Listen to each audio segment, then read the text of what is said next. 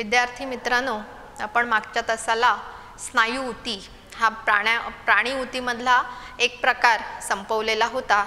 त्याच्या पुढचा ऊतीचा प्रकार इथं आपल्याला बघायचा आहे आणि तो प्रकार येतो संयोगी किंवा संधान ऊती।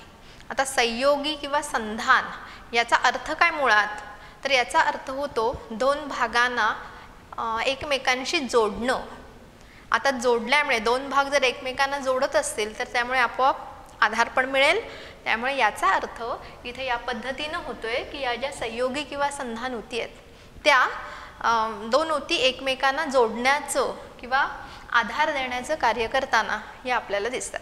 आता या ज्या संयोगी ऊती आहेत त्या संयोगी ऊतीमध्ये काय काय असतं, एकतर वेगवेगळ्या प्रकारच्या पेशी आहेत, पेशी व्यतिरिक्त त्यांच्यामध्ये तंतू आढळतात। तंतू म्हणजे लांब धाग्यांसारखे भाग, जे मग पांढऱ्या रंगाचे तंतू असतील, पिवळ्या रंगाचे तंतू असतील, यासारखे वेगवेगळ्या प्रकारचे तंतू आढळतात। आणि या व्यतिरिक्त या ऊतींमध्ये किंवा या पेशींमध्ये धारणिक हा भाग सुद्धा आढळतो। म्हणजे धारणिक म्हणजे कुठला भाग येतो, तर आपण पेशीचा पूर्ण भाग घेतला तर त्यामधला पेशी किंवा तंतूंचा भाग सोडला तर इतर जो भाग पदार्थरूपी असणारा जो इतर भाग असतो ज्याला म्हटलं जातं धारणिक। आणि ही जी धारणिक आहे ही धारणिक संयोगी ऊतींमध्ये वेगवेगळ्या प्रकारची असू शकते। म्हणजे धारणिक ही पूर्णपणे द्रवरूप असू शकते किंवा धारणिक ही घनरूप ताठ किंवा घट्ट ही असू शकते, किंवा धारणिक ही जेली स्वरूपामध्ये म्हणजे पूर्णपणे घट्ट पण नाही किंवा पूर्णपणे द्रवरूप पण नाही, मध्ये जेली सारखी असणारी धारणिक ही सुद्धा असू शकते। आणि या धारणिकेमध्ये मग वेगवेगळ्या प्रकारच्या पेशी असलेल्या आपल्याला दिसून येतात। मग या संयोगी ऊतीमध्ये धारणिक कोणत्या प्रकारची आहे, ती द्रवरूप आहे का, घनरूप आहे का किंवा जेलीयुक्त आहे का, या धारणिकेवरून यामधल्या ऊतींचे वेगवेगळे प्रकार इथं पडतात। मग ते प्रकार इथं आपण घेतलेले आहेत। त्यामधला पहिला प्रकार इथं येतो ज्याला आपण म्हणतो रक्त ऊती, ब्लड टिश्यूज। आता रक्त ऊती आपल्याला नेहमीचा असणारा हा शब्द आहे रक्त। या रक्ताला आपण संयोगी ऊती असं म्हणणार। का म्हणणार रक्ताला संयोगी ऊती, तर यामधल्या ज्या पेशी आहेत किंवा यामधली जी धारणिक आहे ती धारणिक एकतर द्रवरूप असणारी धारणिक असेल, आणि या ज्या ऊती आहेत या ऊतींमध्ये द्रवरूप असणारी जी धारणिक आहे, ज्या द्रवरूप धारणिकेला इथं म्हटलं जातं रक्तद्रव किंवा ज्याला दुसरं नाव दिलं जातं प्लाझ्मा। मग हे जे रक्तद्रव आहे किंवा हे जे प्लाझ्मा आहे याचं कार्य काय, तर या रक्तद्रवातूनच किंवा या प्लाझ्मामधूनच शरीराला आवश्यक असणारे जे घटक आहेत, म्हणजे शरीराला अन्नाची आवश्यकता आहे, वायूंची आवश्यकता आहे, हे या रक्तद्रवामधूनच पेशींपर्यंत पोचवलं जातं। पेशींमध्ये तयार झालेले काही घटक असतील, टाकाऊ पदार्थ असतील, हे सुद्धा याच भागातून वाहून आणले हे जाऊ शकतात। त्यामुळे द्रवरूप असणारा रक्तामधला भाग ज्याला म्हटलं जातं रक्तद्रव किंवा प्लाझ्मा। आता ही जी द्रवरूप असणारी धारणिक आहे किंवा हे जे रक्तद्रव आहे या रक्तद्रवामध्ये पुन्हा 3 प्रकारच्या वेगवेगळ्या पेशी आढळतात। कोणत्या, तर त्यामध्ये पहिली पेशी ही येते ज्याला म्हटलं जातं तांबड्या पेशी, red blood cell, RBC, red blood cell म्हणजे तांबड्या रक्तपेशी। दुसऱ्या पेशी येतात पांढऱ्या रक्तपेशी, WBC, व्हाईट ब्लड सेल, त्यामुळे पांढऱ्या रक्तपेशी। आणि तिसरा प्रकार इथे येतो ज्याला म्हटलं जातं रक्तबिंबिका, रक्तबिंबिका ज्याला म्हटलं जातं प्लेटलेट्स। त्यामुळे या रक्तद्रवामध्ये या 3 प्रकारच्या ज्या पेशी आहेत त्या 3 प्रकारच्या पेशी या तरंगत असताना या आपल्याला दिसून येतात। मग या पेशींचं कार्य काय, समजा आपण तांबड्या रक्तपेशी घेतल्या, रेड ब्लड सेल, तर तांबड्या रक्तपेशी आपल्या शरीरामध्ये काय कार्य करतात, तर या ज्या पेशी आहेत या पेशी रक्तातून आवश्यक असणारे जे घटक आहेत, म्हणजे अन्न आवश्यक आहे, वायूंची आवश्यकता आहे, हे जे किंवा संप्रेरक आवश्यक आहेत, ही जी आहेत ती पेशींपर्यंत नेऊन पोचवतात। आणि त्या पेशीमध्ये जे टाकाऊ पदार्थ तयार झालेले असतील, म्हणजे समजा कर्बवायू तयार झालेला असेल तर तो कर्बवायू शरीराच्या बाहेर फेकला गेला पाहिजे. त्यामुळे त्या रक्तातूनच हा कर्बवायू फुफ्फुसापर्यंत आणून पोचवण्याचं कार्यसुद्धा या तांबड्या रक्तपेशी करताना या आपल्याला दिसतात. त्यानंतर दुसरा प्रकार येतो पांढऱ्या रक्तपेशी. या पांढऱ्या रक्तपेशींचं कार्य काय, तर या पांढऱ्या रक्तपेशींना सैनिक पेशी असं म्हटलं जातं. मग सैनिक पेशी म्हणण्याचं कार्य म्हणजे सैनिक पेशी असं त्यांना का म्हटलं जातं, तर आपण सांगू शकतो की या ज्या पांढऱ्या रक्तपेशी आहेत त्या सूक्ष्मजीवांपासून आपल्या शरीराचं संरक्षण करताना या दिसत आहेत आणि म्हणून त्यांना म्हटलं जातं सैनिक पेशी. तिसरा प्रकार येतो रक्तबिंबिका. रक्तबिंबिकांचं कार्य काय, तर ज्या रक्तबिंबिका आहेत त्या रक्त गोठवण्यासाठी महत्त्वाचं कार्य करतात. म्हणजे आपण उदाहरण देऊ शकतो की समजा आपण पडलो, आपल्याला लागलं तर जखम झाली तर त्या जखमेमधून रक्त वाहतं, पण ते रक्त सतत असंच बरेच तास वाहत राहत नाही, तर थोड्या वेळानंतर ते रक्त वाहणं थांबवलं जातं. का, तर तो जो भाग असेल त्या भागामध्ये रक्त गोठवलं जातं. त्या जखमेच्या ठिकाणचं रक्त हे गोठवलं जातं आणि गोठल्यामुळे मग ते रक्त बाहेर पडू शकत नाही. हे जे गोठवण्याचं कार्य आहे, हे गोठवण्याचं कार्य या रक्तबिंबिका करतात. अशी ही पहिली ऊती येते, ज्यामध्ये धारणिक ही द्रवरूप असणारी धारणिक आहे, ज्याला म्हटलं जातं रक्तऊती. खरं तर आपल्या शरीरामध्ये द्रवरूप असणाऱ्या ऊतींचा दुसरा प्रकार पण आढळतो, पण तो आपल्या पुस्तकामध्ये दिलेला नाही आहे. थोडक्यात आपण त्याचं नाव फक्त घेऊया, ज्याला म्हटलं जातं लिम्फ ऊती. लिम्फ ऊती हा पण द्रवरूप असणारा ऊतींचा भाग आहे आणि तोही आपल्या शरीरामध्ये संरक्षणासाठी महत्त्वाचा असणारा ऊतींचा भाग आहे. या ज्या लिम्फ ऊती आहेत आणि इथं आपण बघितल्या रक्तऊती, यांच्यामध्ये फरक काय, तर महत्त्वाचा फरक आढळतो त्यांच्या रंगामध्ये. रक्त आपण बघतो की तांबड्या रंगाचं रक्त आपल्याला आढळतो. लिम्फ जर आपण घेतलं तर लिम्फ मात्र रंगहीन आहे. आता रक्त तांबड्या रंगाचं का आहे, तर आपण इथं म्हणू शकतो की त्याच्यामध्ये तांबड्या रक्तपेशी आहेत. आता तांबड्या रक्तपेशींचा जेव्हा आपण मगाशी अभ्यास केला त्याच्यामध्ये अजून एक सांगू शकतो आपण की त्याच्यामध्ये हिमोग्लोबिन हा घटक आढळतो की जो महत्त्वाचा घटक आहे आणि या हिमोग्लोबिनमध्ये लोह हा घटक आढळतो, म्हणजे हिमोग्लोबिन लोहयुक्त आहे. मग या ज्या तांबड्या रक्तपेशी आहेत त्या लिम्फमध्ये आढळत नाहीत. त्यामुळे लिम्फ हा द्रवरूप असणाऱ्या ऊतींचा दुसरा भाग पण आपल्या शरीरामध्ये आढळतो, पण तो आपल्या पुस्तकामध्ये दिलेला नाही. पुढे जाऊया आपण. पुढची ऊती येते अस्थिऊती. अस्थिऊती आणि त्याबरोबरीनं दुसरी इथे येते ती म्हणजे कास्थिऊती. आता या जर दोन प्रकारच्या ऊती घेतल्या आपण तर या दोन प्रकारच्या ऊतीमध्ये जी धारणिक असते ती धारणिक पूर्णपणे घनरूप असणारी, ताठ घट्ट असणारी अशी धारणिक असते. त्याच्यामध्ये अस्थि आणि कास्थी ऊतींचा हा समावेश होतो. मग अस्थिऊती म्हणजे काय, तर थोडक्यात आपण याला म्हणतो आपल्या शरीरामध्ये असणारी हाडं.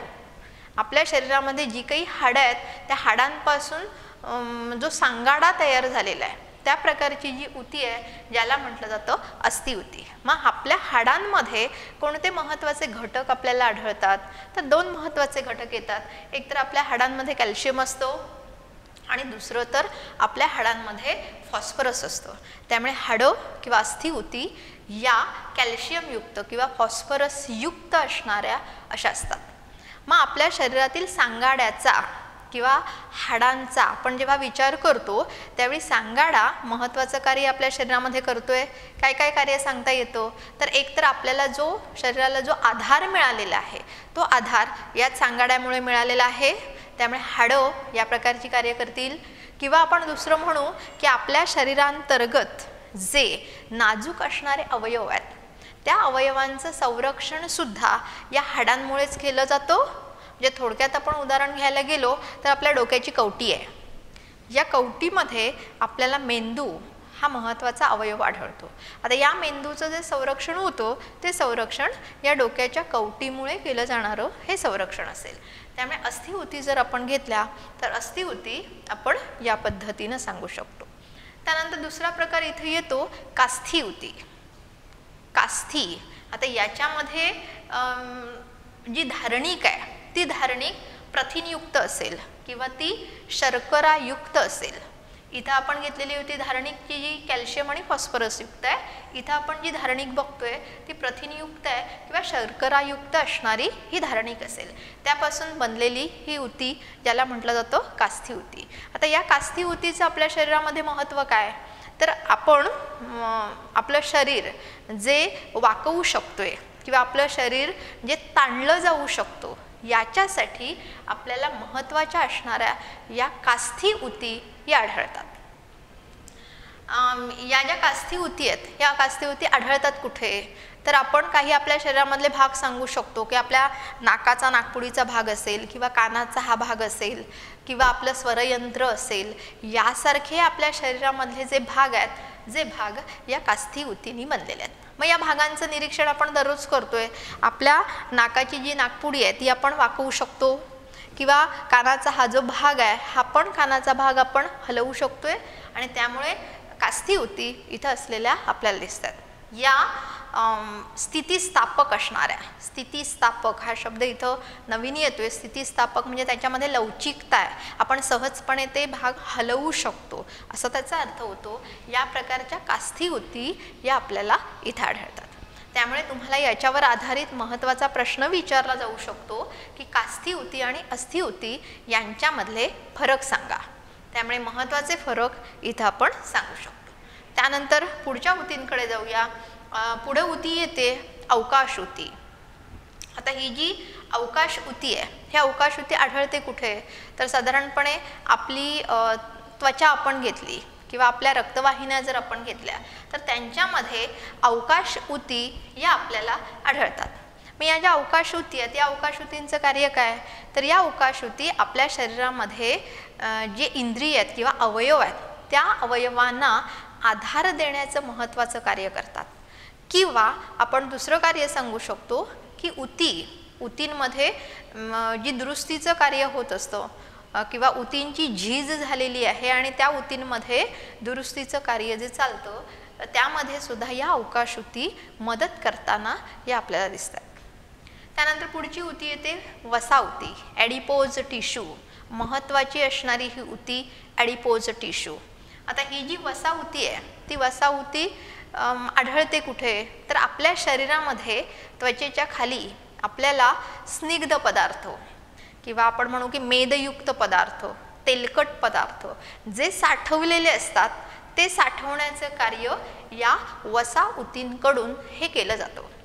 मग हे जे तेलकट पदार्थ आहेत, स्निग्ध पदार्थ आहेत किंवा मेदयुक्त पदार्थ आहेत हे आपल्या शरीरामध्ये का साठवावे लागतात, तर बऱ्याचदा असं होतं की आपल्या शरीराला अन्नाची कमतरता निर्माण होते. म्हणजे समजा आपण आजारी आहोत तर आजारी असताना आपल्याला अन्न व्यवस्थित खाता येत नाही किंवा आपल्याला अन्न जात नाही. अशा वेळी अन्नपदार्थ आपल्या शरीराला कमी प्रमाणात मिळतात तरी पण आपल्या शरीराचं कार्य हे चालवावं लागतं आणि हे चालवण्यासाठी मग या वसा उतीमध्ये हे जे स्निग्ध पदार्थ किंवा तेलकट पदार्थ, मेदयुक्त पदार्थ जे साठवलेले असतात ते तिथं वापरले जातात.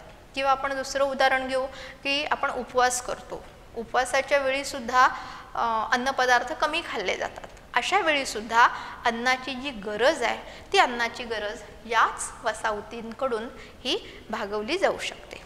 किंवा पुढं जाऊन पुढचं कार्य आपण सांगू शकतो की ही मेदयुक्त असणारी ही उती असल्यामुळे आपल्या शरीरामध्ये ती उष्णता रोधकाप्रमाणे ही कार्य करते.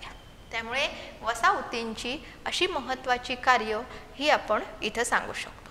त्यानंतर पुढची उती येते इथं अस्थिबंधन किंवा स्नायुबंधन. आता हे जे दोन प्रकार आहेत यांच्यामधले पण काही वेळा फरक हे विचारले जाऊ शकतात. काय महत्त्वाचा फरक येतो इथं? अस्थिबंधन. अस्थि त्याचा अर्थ आपण तिथं खरं तर घेतलेला होता. अस्थि म्हणजे हाडं. आता इथं अस्थिबंधन हे जे या ज्या उती आहेत या उती दोन हाडं एकमेकांना जोडण्यासाठी महत्त्वाचे आहेत. दोन हाडं एकमेकांना जोडतात. म्हणजे आपल्या शरीरामध्ये आपण घेतलं की हाताचं उदाहरण घेतलं, इथे एक हाड आहे, हे एक हाड आहे. इथं ही दोन हाडं एकमेकांना जोडलेली आपल्याला दिसून येतात. हे जे जोडण्याचं कार्य करतात, हे जोडण्याचं कार्य या अस्थिबंधनकडून केलं जातं. थोडक्यात त्या भागाला आपण सांधा म्हणतो. आणि हे जे सांधे आहेत, या सांध्यांमध्ये हे अस्थिबंधन हे आपल्याला आढळतं.